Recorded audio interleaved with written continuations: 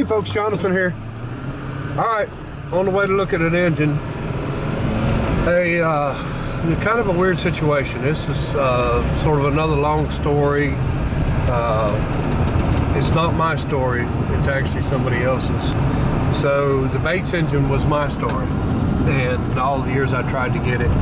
This is another situation sort of like that. Guy's been negotiating and trying to get this engine for years. This engine is actually on the land and the home place of Carbine Williams. Jimmy Stewart played him in a movie years back. I was lucky enough to meet and be friends with his youngest brother, and that's where we're going, to their home place, and to look at an engine that is there, that has been there since early 70s and was put there by Shell Williams, which was Carbine Williams' brother, and he was a steam engine collector and a really good guy. So this engine was in Franklinville, North Carolina. It was bought in 97 and set up and started up on Thanksgiving Day, and was not shut off until about 1920, ran consistent, and it was sold and moved, I think, to maybe Rocky Mount, North Carolina, and went to a couple other small towns there, Smithfield and maybe Wilson. But anyway, it ended up in a junkyard, and Shell bought it, moved it to his place in Falcon, North Carolina, and on 301, and set it up on the side of the road as a tourist attraction or yard art, whatever you want to call it. And it's been there for all these years, and I have got a friend that is a curator of the North Carolina Textile Museum, and we've discussed this engine for a long time, and he has been in the process of trying to get this engine to put it back on its original foundation that it was taken off of in 1920. And I think the deal's been worked.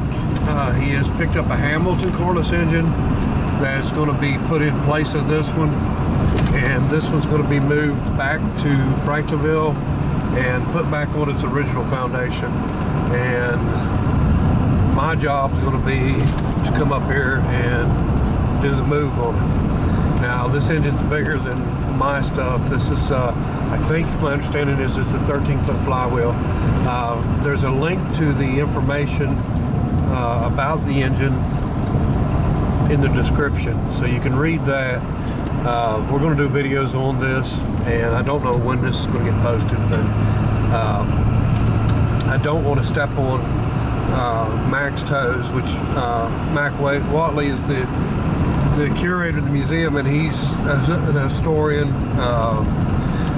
ex-mayor of Franklinville, lawyer, got all kinds of titles, and he's been at this for a long time trying to get this engine, and I wouldn't do anything whatsoever to jeopardize his chances of getting it. I hope it all works out, and we're going to see what happens and see if we can get at least get the measurements and stuff today, and hopefully his meeting with the family goes well.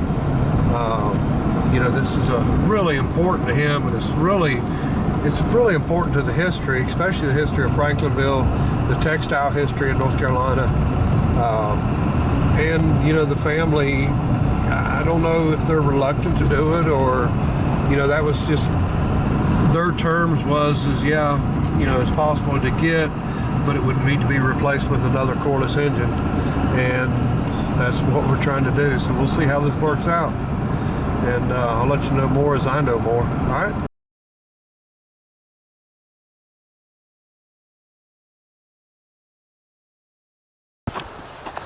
All right, folks, we're here. She's a big one. Nothing we can't handle, but definitely a big one.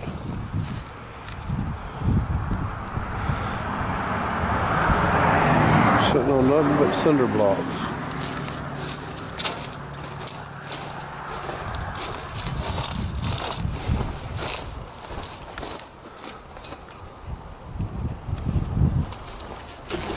Of course, she's definitely been taken apart to be moved, because this is a huge engine. I don't like the foundation at all.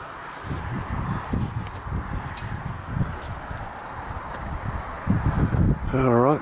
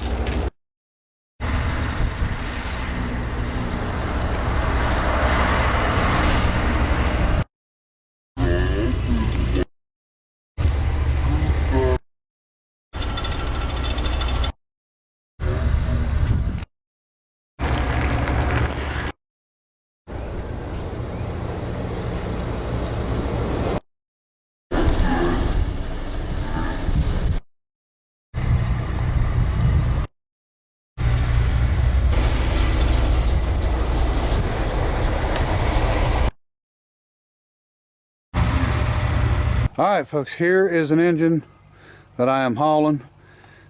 This is 100% the entire engine on one load, which is plenty. And I don't know, even want to guess at what it weighs, but this is a Hamilton Corliss Series B, no, A. I think it's Series A. Mine's a Series B.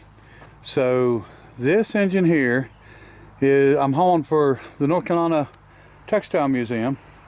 And we are taking this up to Godwin, North Carolina, and setting this engine up at Shell Williams' place, which is the brother of Carbine Williams, David Marshall Williams, and also known as Marsh. This engine here is going to be static display up there, and we've got, you know, some more touch-up painting and stuff to do when we get it all set up.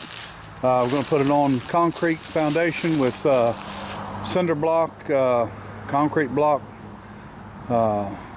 pier, and then we'll have concrete on the top, and then we're already poured and made. And I'm going to take my forklift up, and we're going to take this trailer, which is loaded to the gills. Like I said, I don't even want to guess at the weight, but the flywheel and everything together is probably more than what I ought to have on here, but it's okay. My old truck handled it just fine, that Duramax, and it's a 1-ton single tire, so as you can see, it's not squatting at all. I got good electric brakes, and I got 26,000 pound tags, but that don't mean that I'm not over that. I hope I'm not over that, but anyway, so the deal that was made to get this Harris engine where this engine is going to be sitting at has been in the works for 30 years. I did a little video on it. It's a long story. Getting this engine's a long story because this wasn't the engine that he was supposed to get. The Hamilton I've got is the one that he was supposed to get to set up there. But the guy that owned the Hamilton that I've got passed away, and it was tied up in a court. So he wasn't able to get it, so he bought this one, and then I was able to buy the other one, and he actually told me about the other one. So you know, once that court stuff was handled, I went and got it, and it was close to me here, but I had gotten it, and I'm volunteering some time and some help to try to get this thing set up where it belongs so we can get the Harris engine. It's been 104 years since it's been back in Franklinville. I went and looked at the original foundation the other day. I don't have any video from it, but it's kind of a weird setup. It sets up on the floor on top, and it's got slate capstones, and then it's got a basement under sort of that you go under, and the bolts run down, and big long ones, and it's got a place for the nuts and plates, and it's all except for the flywheel up here. I think it's all there, and the flywheel pit flywheel pit will have to be dug out. But anyway, that's what this is for. This is the trade engine that he is trading for it. And like I said, I'm going to take this trailer, this truck, and the forklift up there, and we're going to set this up, and then we're going to bring the other engine back. Now, I can't bring the other engine back in one load. It's a 13-foot flywheel. It's a heavier, bigger engine. I think the flywheel's 11,000 by itself. So we'll be taking this trailer will be there, and then we'll have another trailer probably, or we'll take 2 loads. We'll figure it out. We'll do something. But anyway, this engine here has been sitting a long time.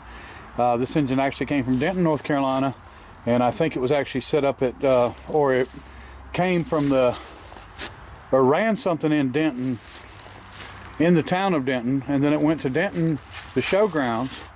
It was donated there, and then they actually sold it to Mac at the North Carolina Textile Museum, just so we can set it up. And you know, we will definitely get it up and set up and looking good and all that good stuff. So he's going to make a plaque for it. I'm not sure what they agreed on, what it's going to say or anything like that, but you know, it's got to do with Shell Williams and you know, the history of it and the history of the Harris engine. It's been there for a long time. I'm sure we're going to get a lot of people stopping, wanting to know what the heck we're doing, why we're there, you know, why we're doing this, why we're taking that engine, why we're putting this engine there. And I've got some friends that live local to there, so they'll probably be stopping by and helping. Really, really great that this deal's going on, but I am not posting any videos about this until the deal's done. Because if I was to post something and then somebody sees it and then they go ruin it for Mac after 30 years of this deal going down, I don't want to be any part of that. I want to make sure that this is done, because you know, I know what it's like to have a deal like that go on. I spent 25 years getting my engine, and you know, this has been a 30-year dream of his to put that Franklinville engine back where it belongs, and I'm proud to be a part of that. I mean, that's neat. And something weird on that other engine, the crosshead that goes right here, and the rod connects to it here, and the secondary rod connects to the other end on that engine was replaced, and it was actually made by the Dewey Brothers in Goldsboro. And I'm real familiar with the Dewey Brothers as a North Carolina builder. They built some trains, locomotives, but they also built, of course, manhole covers and all that, but they built engines. And I know a guy that's got one in Greensboro, a Dewey Brothers engine. And so it's kind of neat that works on us also. And my understanding is on the inside of the flywheel at the top, it actually is still marked Franklinville. Okay, folks, we're back over in Godwin, North Carolina, at the Williams place. Up this driveway is where Shell Williams lived, which is Carbine Williams' brother. And I found out it's Carbine, not Carbine. Carbine Williams is what I've always called it, but it's Carbine Williams, I believe, is the way it's pronounced. But so this is the big engine that we're getting. 13-foot flywheel. This thing's huge. And what we're doing now is finishing up the foundation, or the footers to put the other engine on. So we've got to come here and build a block foundation out of cinder block, and then we're going to put caps on it, same size of what you see here, and then the engine will get set on it, and then we'll move this one. So this one's going back to the museum and going back on its original foundation. And of course, flywheel's broke. Going to have to be repaired. I mean, there's a lot of work that's going to have to be done, but once this thing's moved in there, I'm going to feel a whole lot better about it, and I'm sure that Mac Watley, the fellow that's arranged all this, is going to feel a lot better about it. So we will get it eventually, but we did get this done, and the engine's on my trailer and ready to come. But like I said, we've got to get all the foundation finished up. So we'll be back in about a week to go ahead and do the block work. And Carbine lived directly down past these trees here, you see. And that was his home place. So, all right, folks. Today's the big day. My son's coming to drive my rollback with my forklift, and we are off to the Williams estate, set this engine up and take the other engine down, and hopefully we can get that done today. It'll be a busy work day. I think everything's good to go. We're all chained down on all four corners with the forks strapped down. DOT requires, because the forks are a separate unit than the forklift, that you put a strap on. I mean, it's not like they're going to fall off, but that's what they want. And hopefully they won't give me no trouble here. Now, I'm probably for sure overweight on this thing. I've got 26,000 pound tags on this truck, but I built this trailer a little too heavy, and then this steam engine is not light. This is a lot of weight. And as you can see, I just checked all my tires and they're all fine, but every one of them looks like they're a little bit low, but they're not. And that's just the way it is. But I think we got everything together we need to do what we need to do. And I've done a little work on the engine. All the linkage I put on it. I welded up some rods for the governor, and we've got the cover, bolted a steam chest on it. We got this cover on it. Subscriber made some tags here, and so we put a brand new tag on it, and hopefully it don't get stolen. That's a 3D printed tag, but it's just like the original. Alright.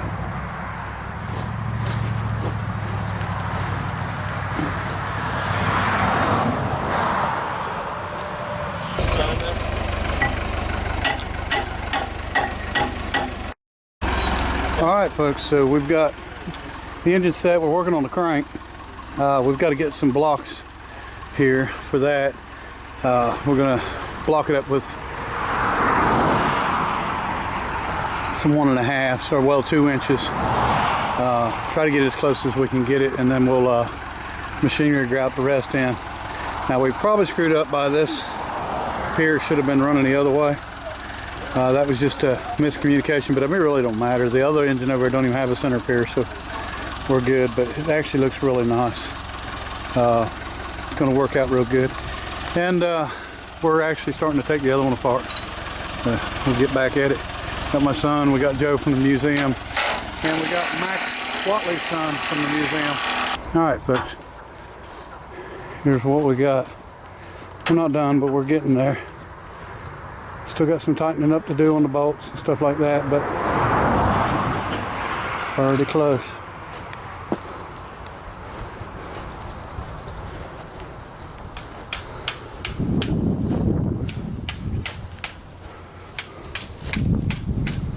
All right. I don't even know if it'll pick that far out.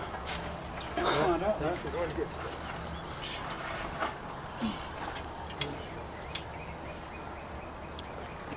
Ready?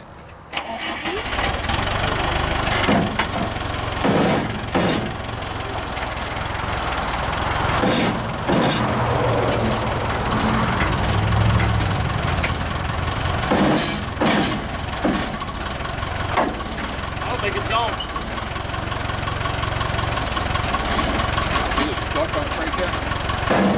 No, we still have one bolt.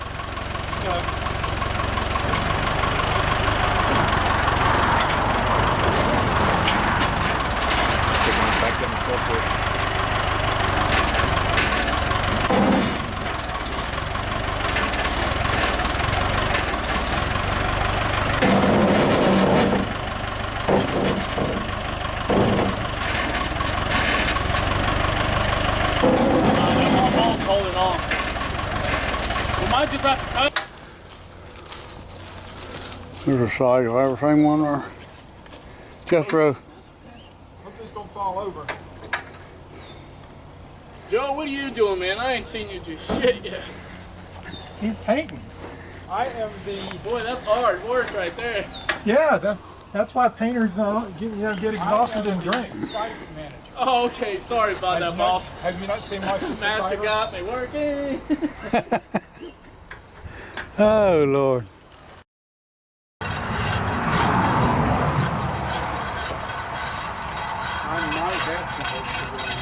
If so, we might can go through this easily.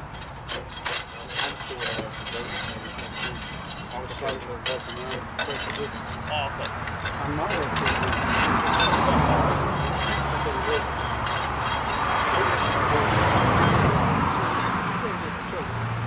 Okay, folks, a little update on where we're at. Finally got this engine set up. Got a little bit more to do. You have to excuse the traffic here, but I've come this morning to tighten up a few bolts and do a few measurements. There's not a lot left, just quite a bit of little stuff, you know, touch up, a little bit more painting here and there, trying to make this look like a presentable piece, and hopefully it's going to be out of our hands eventually here, so hopefully somebody will keep it up and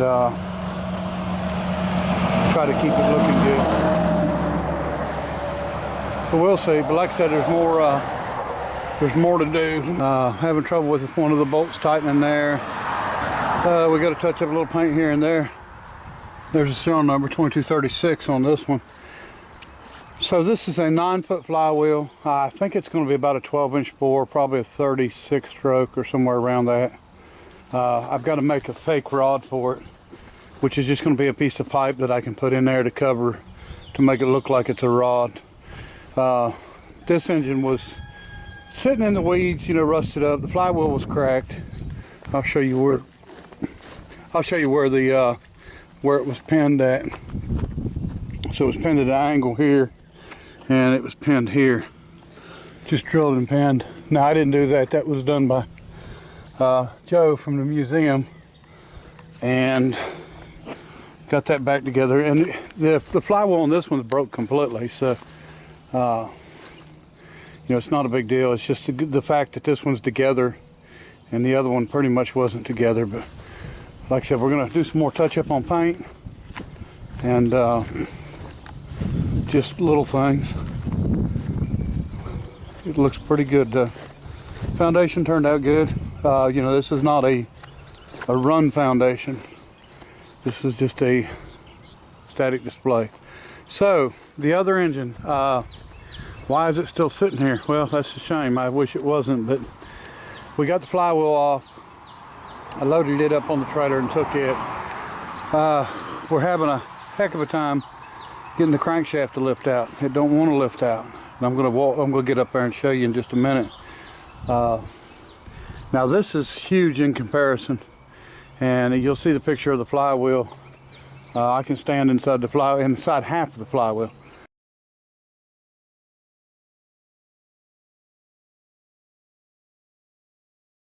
And I'm right at 6 foot, so I think it's about 6.5 foot high, so it's 13 foot diameter total flywheel.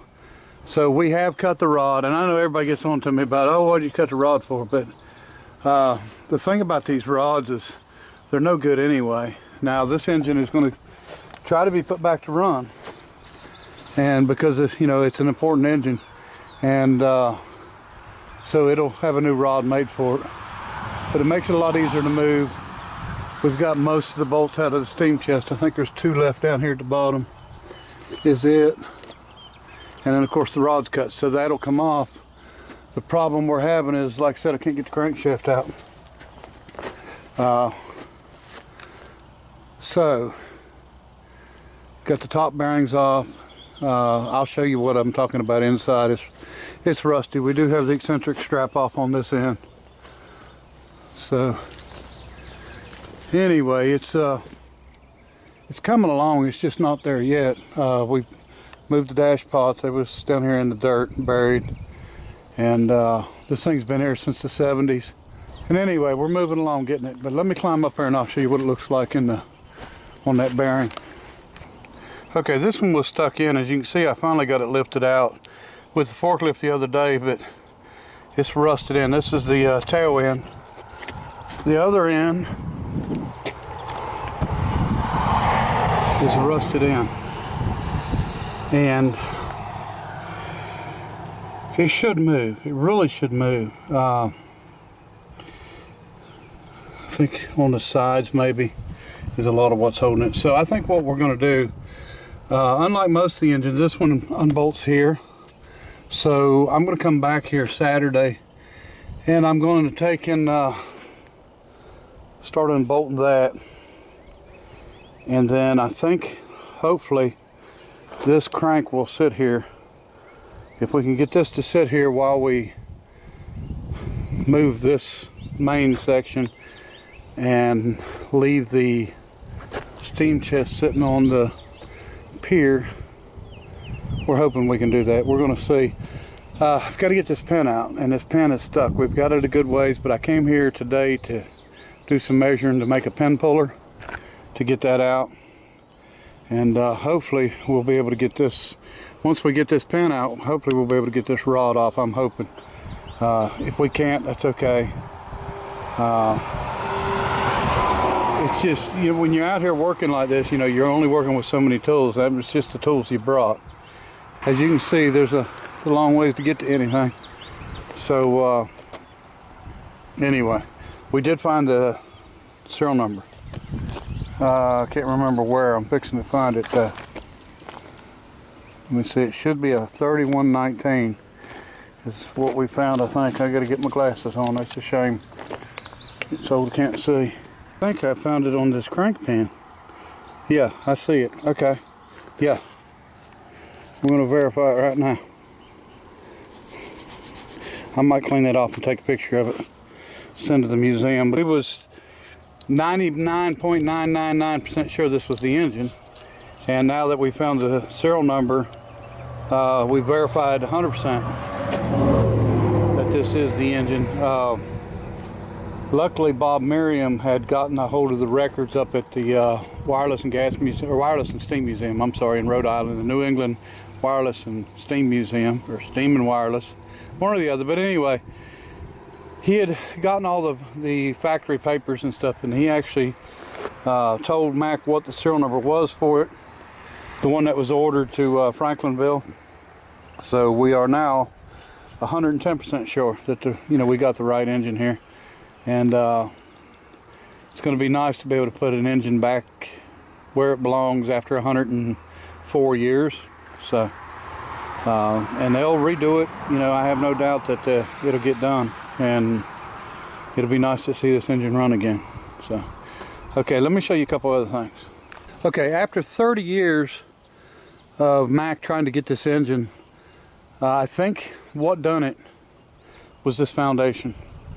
I think there was a contractor that was married into the family, and he came out and seen this and told them that it was unsafe, which it really is, and it's cracking all over the place. But most of you know, or everybody should know, that this is not how you stack blocks, and I'm not sure why they were stacked that way. Now, most of them were filled with concrete, but we're talking about an 11,000 pound flywheel, probably somewhere between a 2 to 2,500 pound crankshaft, and then this block bearing on the end, which is probably another 500 or 600 pounds at least, and all that weight sitting on these blocks, which are turned the wrong way. And again, these were all the same way, but were filled full of concrete. Just do not have a clue why they were done that way, but that is one of the reasons that I think the deal was made to be able to get this engine. And then we, like I said, done this one. And that was basically a trade. The family wanted a big steam engine here to remember Shell Williams, and so that's what we had to do.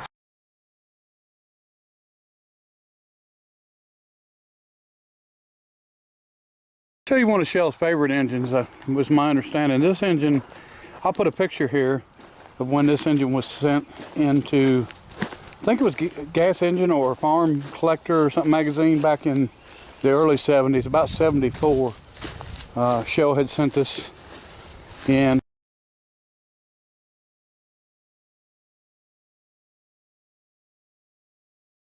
And you can't hardly see it, it's a VIM. And you can see Shell Williams, steam engine road. He was really into steam engines. He really liked them, a lot like me. And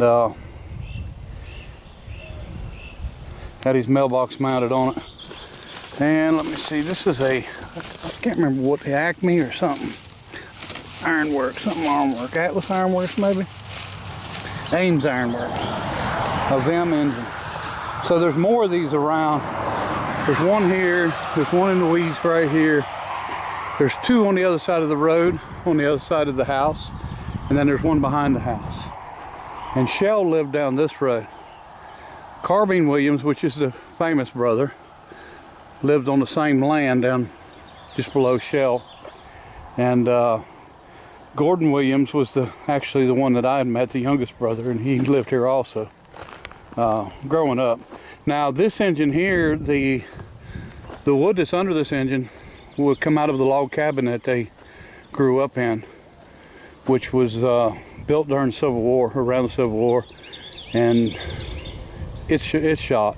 This really needs redone, and I think they're looking for somebody to come in here and start keeping these clean and painted. That's what they said, and hopefully this will get the ball rolling, you know, this new engine here.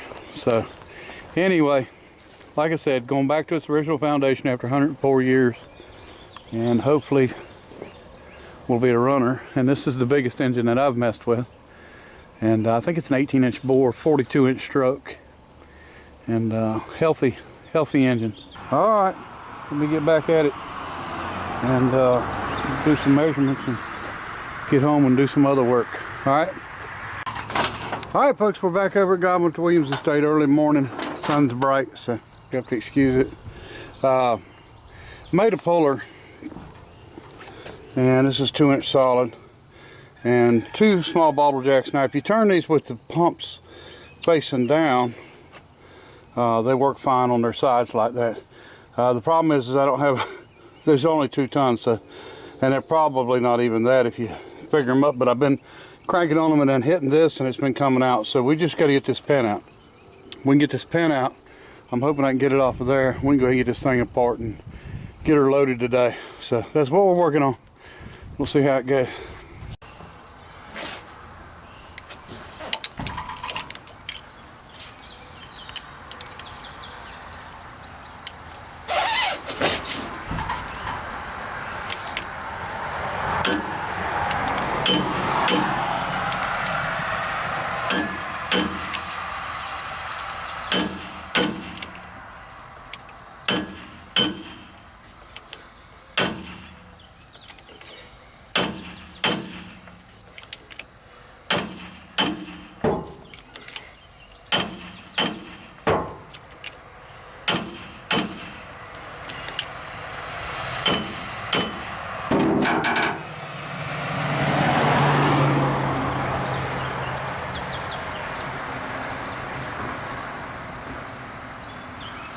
Alright folks, this thing is just about out.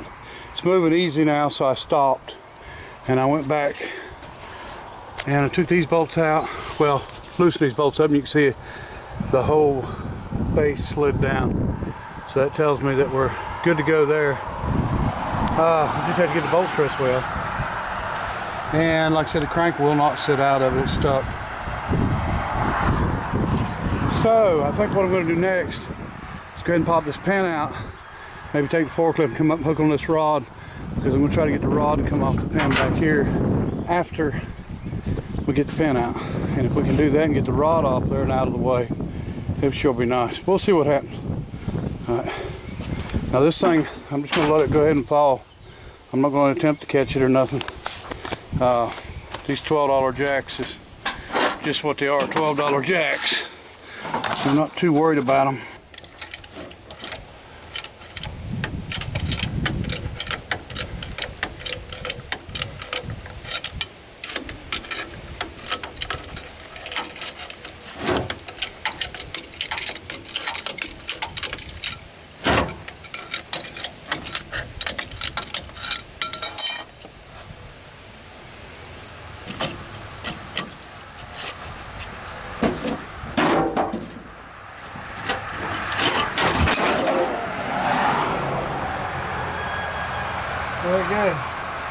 Squat busted my butt. This bed is slick. We got her though. That's the important part. All right, folks, we're moving right along. Cleaning up the mess now. Got it loaded. Trying to get all these blocks up. This whole foundation. I'll show you what we got here.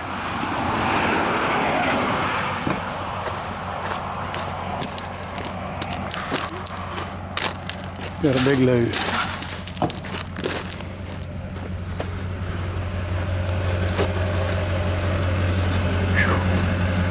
Oh, what a big steam chest. It's a heavy, heavy load. We'll see how it does going home. All right, we've got all the foundations down, cleaned up. Got my buddy's truck here. He lives just right down the road, a little piece. Hopefully he can strap that down and get rid of it for us. He dropped his truck off for us to use the trailer to load the foundation up. So we're done. I'll show you more when I get back to the house. All right, folks, here's the marker for David Marsh Williams, Carbine Williams. We're loaded up with the steam engine from his place and on our way. All right, folks, we're officially back with the Harris steam engine, and that is a Hoss now. That's I think it's 18-inch bore, I'm pretty sure. 42-inch stroke. A lot bigger than anything I've messed with, and as you can see, my tires, believe it or not, are completely full of air like they should be, but they look rough. That is a lot of weight, especially steam chest, the engine, crankshaft's laying back here, and probably should have had a little more weight toward the front, but it worked out, and we actually got it here, and it's going to go to the museum, but we're trying to wait until they got a way of unloading, and so we'll be taking this and the flywheels there, and they're going to get started on it, restoring this thing back to running condition and putting it back on its original foundation. Again, it hadn't been there in 104 years, and read the little story in the description about this engine, and it tells everything about it. We took the governor off. The governor's actually, we put it in the back of one of the guy's trucks, and he took it on to the museum. So there's a few parts that's already there. This is actually going to be, absolutely will be there, the entire engine here very soon. You can see our crankshaft. Going to need some pretty major cleaning, and they're pretty forgiving, and Babbitt's not bad, so we ended up taking the eccentric off. The rod is still, we're having trouble getting the rod to, getting the bearing to release. It's got a wedge in here, and the wedge should move and allow this to come back, and we could not get it, so we had to pull it with the rod on the crank, which kind of was a pain in the butt, but we got it. But anyway, you'll see a lot more on this eventually, and again, we did make sure the serial numbers match up to the original engine that was delivered and started up in 1897 on Thanksgiving Day at Franklinville Manufacturing, and ran continuous until 1920. So yeah, read the story. It's pretty enjoyable, and happy to be part of it. So all right, appreciate everybody watching, and until next time, bye.